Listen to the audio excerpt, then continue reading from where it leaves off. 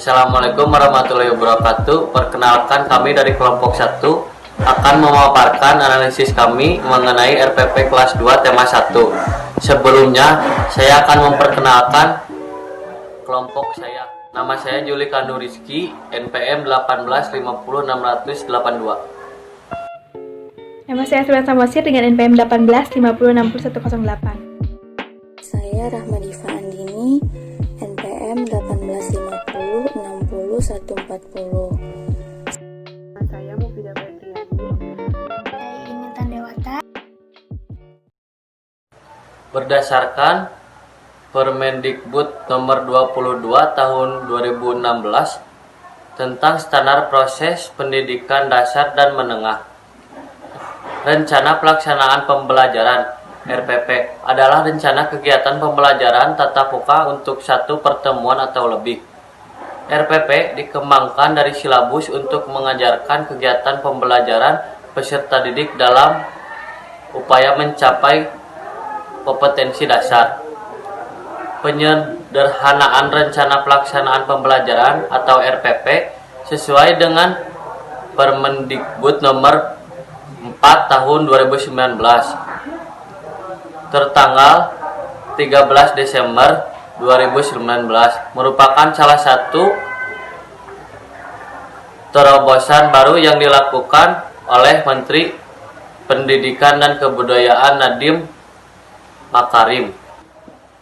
RPP bukan hanya sekedar administrasi yang perlu dilakukan guru dalam mengisi puluhan halaman, namun refleksi yang dimaksud adalah apakah yang ingin disampaikan sudah dengan baik tersampaikan kepada peserta didik atau belum. Pada hakikatnya, penulisan RPP dilakukan secara efektif dan efisien untuk meningkatkan kualitas SDM anak-anak negeri. Selanjutnya, izinkan saya memperkenalkan diri. Nama saya Mufidah Febriani. Di sini saya akan memaparkan kembali hasil analisis mengenai RPP atau Rencana Pelaksanaan Pembelajaran. Yang pertama ini di SD Yosudarso Cigugur. Kelasnya kelas 2, temanya tema 1 yaitu hidup rukun. Dan di sini saya akan menjelaskan atau memaparkan kembali subtema 1 yaitu hidup rukun di rumah. Aspek yang diamati dalam RPP ini yang pertama yaitu identitas, yang mana identitas di RPP ini lengkap. Yang pertama adanya nama sekolah, kelas, subtema, tema, pertemuan, alokasi waktu di RPP ini lengkap. Yang kedua yaitu kompetensi inti. Kompetensi inti di RPP ini juga lengkap. Yang mana kompetensi inti yang pertama itu menerima dan menjalankan ajaran agama yang dianutnya. Yang kedua yaitu memiliki perilaku jujur, disiplin, tanggung jawab, santun, peduli, dan percaya diri dalam berinteraksi dengan keluarga, teman, dan guru. Yang ketiga yaitu memahami pengetahuan faktual dengan cara mengamati dan menanya berdasarkan rasa ingin tahu tentang dirinya, makhluk Tuhan, dan kegiatannya, serta benda-benda yang dijumpainya di rumah maupun di sekolah. Yang keempat yaitu menyajikan pengetahuan faktual dalam bahasa yang jelas dan logis dan sistematis, dalam karya yang estetis, dalam gerakan yang mencerminkan anak sehat, dan dalam tindakan yang mencerminkan perilaku anak beriman dan berakhlak mulia. Selanjutnya, perumusan tujuan pembelajaran. Rumusan tujuan pembelajaran di RPP ini juga lengkap, yang mana terdapat tujuan realistik dapat dicapai melalui proses pembelajaran. Di sini ada. Yang kedua, relevan antara kompetensi inti, kompetensi dasar, dan indikator. Lalu yang ketiga juga ada yang mencangkup pengembangan sikap, pengetahuan, dan keterampilan. Lalu yang selanjutnya mengandung unsur proses dan hasil pembelajaran. Di RPP ini juga ada. Lalu mengandung audience behavior condition degree, atau audience itu sendiri merupakan siswa, behavior itu tingkah laku atau sikap siswa, condition itu keadaan di tempat. Selanjutnya ada kompetensi dasar. Nah, kompetensi dasar di RPP ini juga semuanya ada. Dari kompetensi dasar sikap spiritual, KD dari KI 1, kompetensi dasar sikap spiritual KD dari KI 2, kompetensi dasar sikap spiritual KD dari KI 3, kompetensi dasar sikap spiritual KD dari KI 1. Yang selanjutnya adalah indikator. Di sini hasil yang kami amati, indikator dan kompetensi dasar sikap spiritual KD dari KI 1 tidak ada.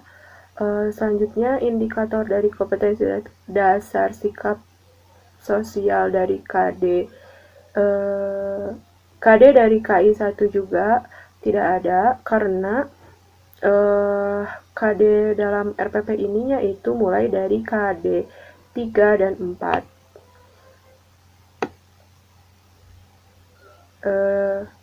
Selanjutnya, indikator dari kompetensi dasar pengetahuan KD dari KI 3 ini ada. Lalu indikator dari kompetensi dasar pengetahuan KD dari KI 4 ada. Karena sudah saya jelaskan tadi, indikator atau kompetensi dasar yang terdapat di RPP ini hanya ada pada KD 3 dan 4. Selanjutnya mengenai materi pembelajaran. Yang pertama, materi pembelajaran dikaitkan dengan pengetahuan lain yang relevan, perkembangan iptek dan kehidupan yang nyata. Ya, karena perkembangan ilmu teknologi sekarang ini sudah semakin pesat, yang mana di dalam kegiatan yang terdapat dalam RPP ini dia memanfaatkan teknologi internet. Guru meminta siswa untuk mengakses YouTube. Yang kedua, yaitu materi disusun secara sistematis dari mudah ke sulit, dari konkret ke abstrak. Ya. Selanjutnya, materi menggambarkan keterpaduan antara mata pelajaran. Ya,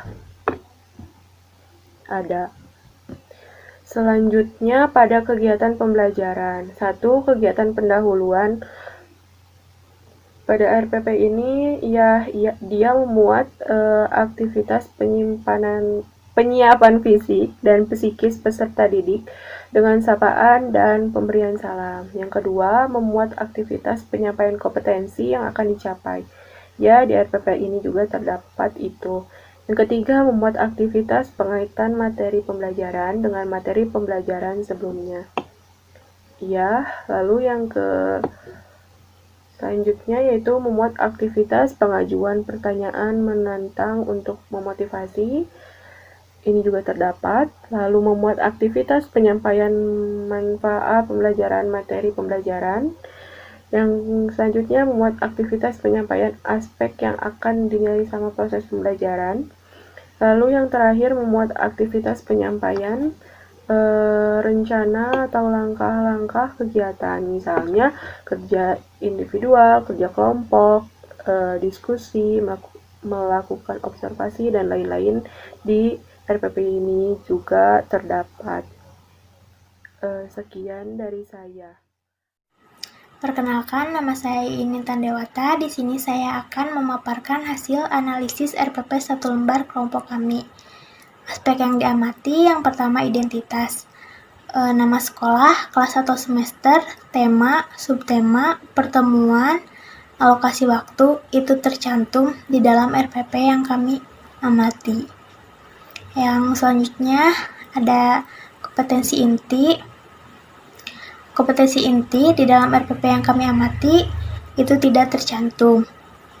Selanjutnya ada perumusan tujuan pembelajaran, tujuan realistik dapat dicapai melalui proses itu ada relevan antara KI, kompetensi dasar, dan indikator itu tidak tercantum, mencakup pengembangan sikap pengetahuan dan keterampilan, mengandung unsur proses dan hasil pembelajaran, mengandung audience behavior condition degree itu ada. Selanjutnya, kompetensi dasar. Kompetensi dasar dalam RPP 1 lembar yang kami amati itu tidak tercantum. Baik kompetensi dasar sikap spiritual KD dari KI 1 sampai kompetensi dasar sikap spiritual KD dari KI 4. Yang selanjutnya, indikator. Indikator pun tidak tercantum di dalam RPP yang kami amati. Indikator dan kompetensi dasar sikap spiritual KD dari KI 1, indikator dari kompetensi dasar sikap sosial KD dari KI 2, indikator dari kompetensi dasar pengetahuan KD dari KI 3, dan indikator dari kompetensi dasar pengetahuan KD dari KI 4 itu tidak tercantum. Selanjutnya, materi pembelajaran. Materi dikaitkan dengan pengetahuan lain yang relevan, perkembangan iptek, dan kehidupan nyata.